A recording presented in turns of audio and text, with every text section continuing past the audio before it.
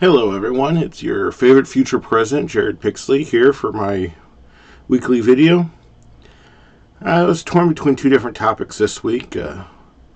One was golfing, which is a surprisingly interesting topic. The other one was gun control, especially in the wake of the recent school shootings and the death of Charlie Kirk. But as I still have a few details I am double checking on gun control, I decided to do golfing today. So, I don't think anyone should be surprised, but a lot of presidents like to play golf. A lot of people like to play golf. I personally don't understand it. Standing on the sun, doing nothing, waiting your turn to hit a ball with a stick. I'll stay inside and play chess myself. But a lot of presidents have enjoyed golfing. The first recorded president to play golf was William Taft back in the early 1900s. But I wanted to focus more on Trump playing golf. So Trump has spent almost 25% of his time in office, 1/4. So almost 2 days a week on vacation playing golf. Now the problem, I don't care if he wants to do that or not. I think the more time he spends out of the office, the better for us. But the problem with that is the cost that we, the taxpayers, are forced to burden. So there have been a couple different studies, including one by the Government Accountability Office, and they have found for each day Trump plays golf, it costs the American taxpayer about $3.5 million.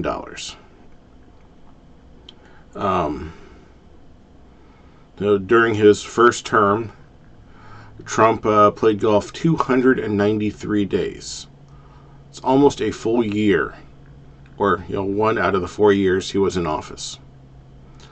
So far this year, through the middle of September, Trump has continued that percentage. He has played golf 25% of the days he's been in office this year. So for that first term, the 293 days, that comes to a little more than $1 billion that we, the taxpayers, have spent so he can play golf. Now, where do these estimates come from, the cost? Well, part of it is the travel in Air Force One. Trump has to fly from the White House to Mar-a-Lago to play golf, or to his green in New Jersey, or one of the other places. Air Force One, for every hour it is in the air, it costs a little more than $200,000.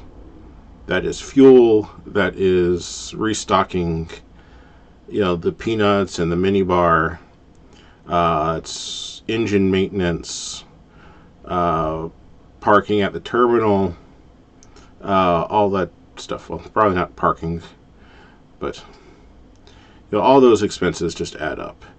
One of the reasons is the current Air Force One. Well, there's two Air Force Ones. It's whichever plane he's on, but they have two identical planes that they use. The models are so old that no one makes the parts for them anymore, so anything that breaks down has to be remade from scratch by hand. There's no replacements. They've been working on a new Air Force One, a more up-to-date 21st century aircraft. However, they've run into some technical difficulties trying to put in all the security features that everyone wants on it. They estimate it should be ready, I think, in 2028. But the project, like every government project, has gone over budget. Be that as it may, Flying Air Force One, expensive. On top of that, there is the cost for the Secret Service protection. They have to be down there. They have to go down there ahead of time on a separate plane to scout out the place, make sure it's safe, check everything before the president shows up. While he's down there, they have to have a room to rest in. They have to eat. All of that, because they're on government assignment, is billed to the government. The Government Accountability Office broke it down. 3 different agencies. Where did it go? 3 different agencies are billed for his trips. Department of Defense, the Department of Homeland Security, and other executive agencies, according to the Government Accountability Office. They all share the expense. So the study by the GAO found that 4 trips he took back in 2017 totaled $13.6 million. That comes out to $3.4 million per trip. $10.6 million of that was the operating costs of government aircraft and boats, and $3 million for temporary duty costs of the government personnel, i.e. the Secret Service, as well as any other officials that traveled with him. These figures do not include certain classified costs of those traveling with the president. So, classified, we have no idea what they are. The United States Secret Service incurred almost $400,000 for temporary duty costs, i.e., the overtime while you go on assignment. So, now, like I said, lots of presidents like to play golf. Trump likes to play golf at Mar-a-Lago. Other presidents have been a bit more frugal. For instance, Dwight D. Eisenhower, who was also an avid golfer, placed a putting green on the south lawn at the White House. So instead of flying Air Force One, well, he didn't have Air Force One back then, I don't believe. I think Air Force One came out in the 70s or 80s. Eisenhower's back in the 50s. He just walked out the back door, picked up his club, and hit a ball into a hole. Richard Nixon had the putting green removed, but then George H.W. Bush, so the first Bush, reinstalled the putting green back in 1991. President Clinton moved it to its new location just south of the Rose Garden, so it was a shorter walk from the White House, well, from the Oval Office.